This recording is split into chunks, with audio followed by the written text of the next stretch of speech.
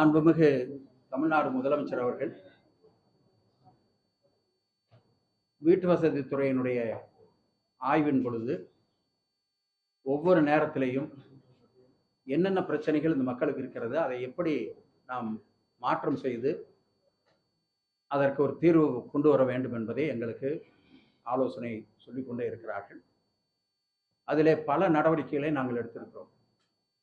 ஏறத்தாழ இந்த வீட்டு அனுமதி கொடுப்பதிலே, கட்டிட அனுமதி கொடுப்பதிலே இருந்த பல சிக்கல்கள், அதில் பலவற்றை நாங்கள் அவங்களுக்கு ரிலாக்ஸ் பண்ணி கொடுத்துருக்கோம். இது பூரா மாண்பு முதலமைச்சர் அவர்கள் கொடுத்த ஆலோசனையின்படி அதையெல்லாம் நாங்கள் செய்திருக்கிறோம்.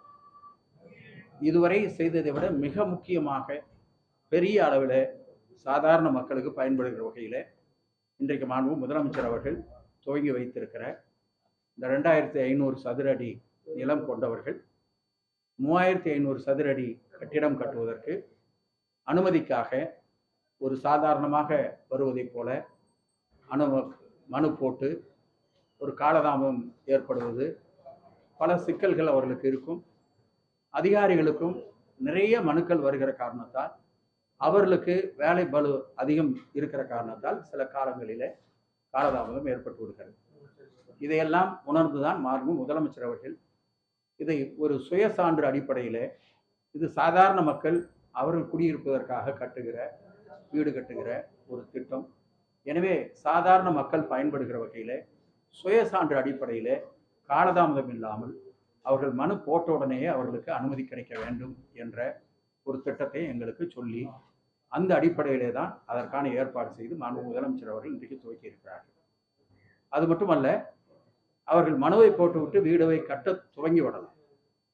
ஒன்றே ஒன்று, அவர்களுக்கும் பொறியாளர்கள், என்ஜினியர்ஸ் இருந்துதான் அவர்களையும் வழிநடத்துகிறார்கள்.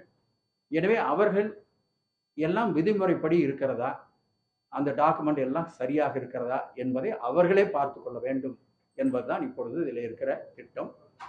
எனவே அந்த வகையிலே இன்றைக்கு மாண்பு முதலமைச்சர் அவர்கள் துவக்கி வைத்திருக்கிறார்கள். இது எந்த இடம் என்றல்ல, எல்லா இடத்திற்கும், தமிழ்நாட்டில் எல்லா இடத்திலையும் எங்கேயும் இதை கட்டினால், வீடு கட்டினால் அதற்கு அனுமதியை கொடுப்பதற்கான ஏற்பாட்டை இப்பொழுது மாண்பு முதலமைச்சர் அவர்கள் செய்து கொடுத்திருக்கிறார்கள். இது பொதுமக்களிடத்திலே மிகப்பெரிய ஒரு வரவேற்பை பெற்றிருக்கிறது. இப்பொழுதே கூட முதலமைச்சர் அவர்கள் சொன்னது, இந்த ஒரு வார காலத்திற்குள், இந்த 5 நாள் நமக்கு ஒர்க்கிங் டே இருக்குது, இந்த 5 நாளைக்குள்ள என்ன அப்ளிகேஷன் வந்தது, என்ன டிஸ்போஸ் ஆகிருக்கு, என்னங்கிறத செக் பண்ணுங்கள்.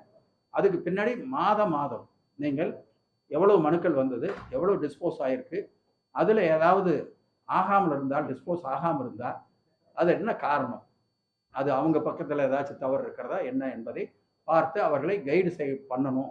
நீங்கள் எங்களுக்கு சரியாக அப்ளிகேஷன் கொடுக்கல அப்படின்னு சொல்லிட்டு இருக்கக்கூடாது, நீங்கள் அவர்களை வழிநடத்த வேண்டும் என்று எங்களுக்கு இப்பொழுது ஆலோசனை சொல்லியிருக்கிறார்கள். அந்த வகையிலே இன்றைக்கு அது துவக்கப்பட்டிருக்கிறது. ஆன்லைன் அப்ளிகேஷன் இருந்தாலும் லோக்கல் ஈஓ போய் இன்ஸ்ட்ரக்ஷன் பண்ணுவாங்க, கொடுத்துருக்க அளவு சரிதானா அப்படின்னு பண்ணுவாங்க. அந்த மாதிரி இன்ஸ்ட்ரக்ஷன் இருக்கா, இல்லை இன்ஸ்ட்ரக்ஷனே கிடையாது? இல்லை, அந்த மாதிரி இன்ஸ்பெக்ஷன் இல்லை, அந்த மாதிரி இன்ஸ்பெக்ஷன்லாம் தேவையில்லை. இது அங்கே அவங்களுக்கே இன்ஜினியர்ஸ் இருக்காங்க. அவங்கள நாங்கள் ஒரு வேண்டுகோளாக அவர்களுக்கு நாங்கள் சொல்லுவது, இந்த கட்டிடம் கட்டக்கூடியவர்களை நல்ல வழியிலே நீங்கள் கொண்டு போக வேண்டும். நாளைக்கு எதுவும் அவங்களுக்கு பிரச்சனை வரக்கூடாது. ஏன்னா இதெல்லாம் ஏற்கனவே இப்படி பல கட்டிடங்கள் தவறாக கட்டப்பட்டு இன்னைக்கு அவங்க சிரமப்பட்டு இருக்காங்க. இது நீதிமன்றத்துடைய பல உத்தரவுகள், உச்ச நீதிமன்றத்துடைய உத்தரவுகள் இதெல்லாம் இருக்கிறதுனால பல பிரச்சனைகள் இருக்கிறது. எனவே நாங்கள் ஏற்கனவே என்ஜினியர்ஸ் அசோசியேஷனோட பேசியிருக்கோம், ஆர்கிடெக்ட் அவங்களோட பேசியிருக்கோம். இவங்க எல்லாரும் அவங்களை கைடு பண்ணணும். அந்த விதிமுறைகளுக்கு உட்பட்டு அவர்கள் அதை அவர்களுக்கு செய்து கொடுத்து விட வேண்டும். ஆனால் அதற்காக காலதாமதமோ டிலேவோ ஆகாது. அவர்கள் அனுமதிக்காக கொடுத்து விட்டு அவர்கள் பாட்டுக்கு வேலையை ஆரம்பிக்கணும். அந்த அதிகாரிகளுக்கு நீங்க ஆணையராகட்டும், ஈஓ ஆகட்டும், அவங்களுக்கு உடனடியாக பண்ணணும். இதெல்லாம் ஆன்லைனில் அவங்க போட்டாங்கன்னா ஆட்டோமேட்டிக்காக நடக்கிற விஷயம். நாங்கள் இப்போ என்ன சொல்கிறோன்னா, அந்த கட்டிடம் கட்டக்கூடிய அந்த பயனாளி இதுக்காக வெயிட் பண்ண வேண்டாம், நீ பாட்டு வேலையை ஆரம்பிங்கன்னு சொல்கிறோம். இல்லை, அது விதிமுறைப்படி இருக்க வேண்டும். அது ஆய்வு வருகிற பொழுது யாராச்சும் ஒரு பிரச்சனை வந்ததுனாக்க அது ஆய்வு போக வேண்டிய அவசியம் வரும். அன்னைக்கு அந்த விதிமுறையை மீறி இருக்கக்கூடாது. இது ஒரே ஒரு இது என்னன்னா, ஒரு மனு போடும் பொழுது காலதாமதம் இல்லாமல் வேற ஒன்றும் அவங்களுக்கு வந்து சிரமம் இல்லாமல் உடனடியாக அனுமதி கொடுக்க வேண்டும்.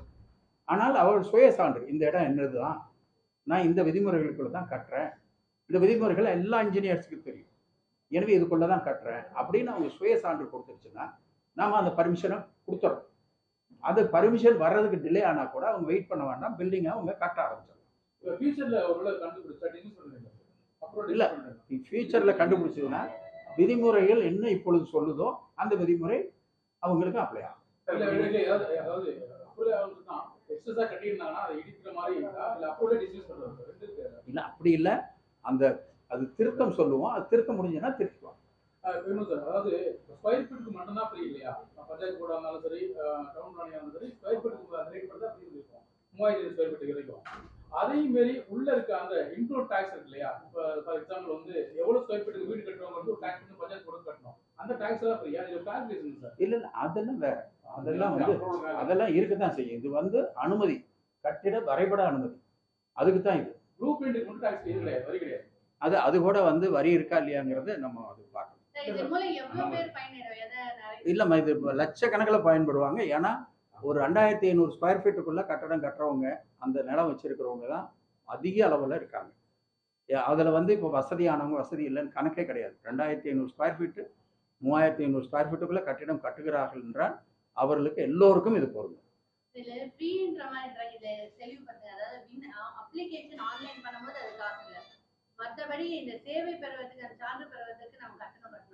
இல்லை, அந்த கட்டணங்கிறது அது வந்து ரொட்டீனாக இருக்கும். அதில் வந்து நம்ம இருக்காது. வரிங்கிறதெல்லாம் இருந்தால் தான் அவங்க நாளைக்கு வந்து பேங்க்குக்கு போகும்போது கூட, இப்போ நீங்கள் பல பேர் வந்து எங்களுக்கு வரி போடுங்கன்னு வந்து நிற்கிறாங்க. அதனால் இந்த வரிங்கிறது அவங்களுக்கு அது ஒரு அத்தாட்சி, அவங்க கட்டணம் நம்மளுக்கு தான் அப்படிங்கிறதுக்கு உண்டான அத்தாட்சி. அதெல்லாம் வந்து ரொட்டீனாக நடக்கும். ஏற்கனவே பஞ்சாயத்து போர்டு மாதிரி அமைப்புகள்லாம் ரொம்ப ஆசை இருக்கு. அவங்களுக்கு குறைஞ்சபட்சம் வரி உதவியே இந்த ஹவுசிங் போர்டு அப்ரோல் தான். அதை எப்படி சார் டேலி பண்ணுறது? எவ்வளோ இழப்பு இருக்கும்? இல்லை, அதெல்லாம் வந்து இப்போ நம்ம வந்து ஜனங்களுக்கு இது நடக்கணும்னு போட்டிருக்கோம். அதை பற்றி பின்னாடி நாங்கள் சொல்கிறோம். இப்போ ஏற்கனவே நீங்கள் கட்டின வீடுகள் வந்து வாடகைக்கு ஒவ்வொரு முறையுமே நீங்கள் செய்தியாளர் சொல்லிட்டு தான் இருந்தீங்க, வாடகை விட போகிறோன்ட்டு. ஆனால் இன்னும் அது விட்ட மாதிரி இல்லை. எனக்கு கிட்டத்தட்ட அதே வருடக்கணக்கில் வந்தது. நிறைய இடங்கள்ல வந்து அது மெயின்டெனன்ஸ் பண்ணாமையே வீணாக தான் போயிட்டு இருக்குது. இப்போதான் நடக்கும் அது. இல்லை, KK நகரில் வாடகை விட்டுருக்கோம். 110 வீடா 103 வீடானோ 103 வீடு வந்து வாடகைக்கு விடுறதுக்கு சொல்லி அதில் வந்து ஒரு 50 வீட்டுக்கு மேலே வாடகைக்கு போயாச்சு. மற்றதெல்லாம் கொஞ்சம் கேட்டுக்கிட்டு இருக்காங்க. அவங்க அப்ளிகேஷன் வந்துருக்கு. அதுக்கு சில வழிமுறைகள் இருக்குது. அந்த வழிமுறைப்படி வந்து அவங்களுக்கு வாடகை கொடுக்கறதுக்கு பண்ணிகிட்டு இருக்கோம். இது மாதிரி மற்ற இடத்துலையும் பண்ணுறோம். இப்போ வந்து அதை விற்கிறதுக்கு ஒரு தனி ஏஜென்சி ஏற்பாடு பண்ணி அதை கொஞ்சம் வேகப்படுத்தலாமா, அது முடியலங்கிறப்போ மறுபடியும் அதை முழுசாக எல்லாமே வாடகை கொடுக்கலாம். அதே மாதிரி பத்திரிகையாளர்களை பொறுத்த வரைக்கும் பத்திரிகையாளர்களுக்கு வந்து இந்த வீடு ஒதுக்கீடு ஒவ்வொரு முறையும் சொல்லிட்டு தான் இருக்காங்க. 3 வருஷம் ஆயிடுச்சு. எனக்கு வீணா போகிற அந்த மெயின்டெனன்ஸ்லாம் குறைஞ்ச அளவுக்காக வாடகையாக விடலாம்ல அந்த பத்திரிகையாளர்களுக்காக. இந்த பத்திரிகையாளர்களுக்கு வீட்டு வசதி வாரியம் பத்திரிகையாளர் என்று நேரடியாக கொடுக்க முடியாது. அந்த துறையினுடைய சார்பாக எங்களுக்கு அப்ளிகேஷன் வரணும். அதனால் அந்த துறையில் கொடுத்து அங்கேருந்து வந்துருச்சுனாக்கா நாங்கள் வந்து கொடுத்துட்டு போயிடுவோம். இப்போ வந்து பத்திரிகையாளர்களுக்குன்னு ஒரு கோட்டா ஒதுக்கி வச்சுருக்கோம். அதில் கொஞ்சம் வீடுகள் இப்பொழுது காலியாக கூட இருக்குது. அவங்க வந்து அந்த துறையினுடைய சார்பாக எங்களுக்கு வந்துருச்சுனாக்கா, ரெக்கமெண்டேஷன் வந்துருச்சுன்னா அது கொடுத்துருவோம்.